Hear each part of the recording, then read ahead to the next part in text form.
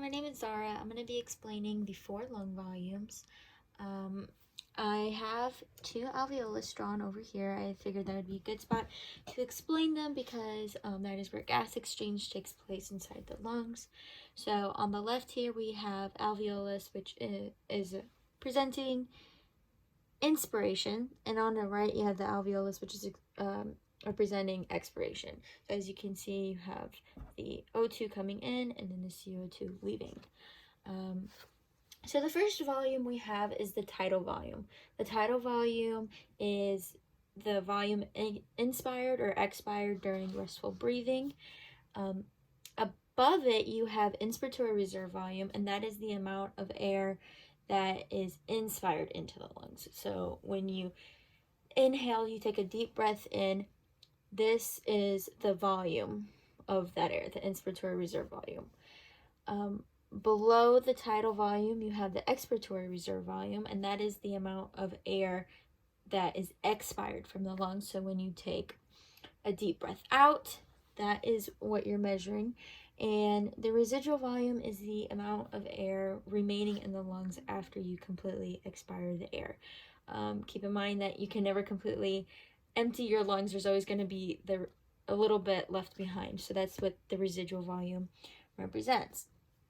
So another way to look at this, which I think would be very beneficial, is by taking a look at this graph. So I'm just going to adjust this in a second. Okay.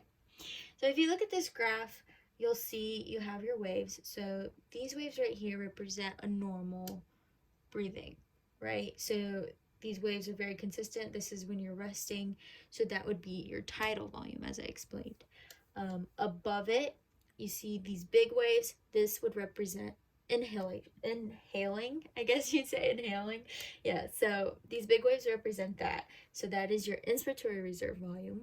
And below your tidal volume, this is when you expire the air. That's called the expiratory reserve volume. So that's what this is representing right here if you were to take a deep breath out. And then this little segment below the expiratory reserve volume is your residual volume. And again, that is just the volume of air left in the lungs after you completely expire the air from the lungs. If you want to get a little bit more specific, I know I have it here in milliliters, but I'm going to explain them to you in liters.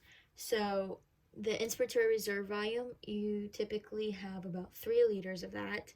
For the tidal volume, you have about 0.5 liters of air, and the expiratory reserve volume is typically 1.5 liters, and residual volume is usually 1.2 liters.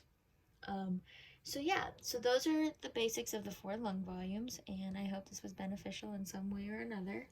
And yeah, thank you.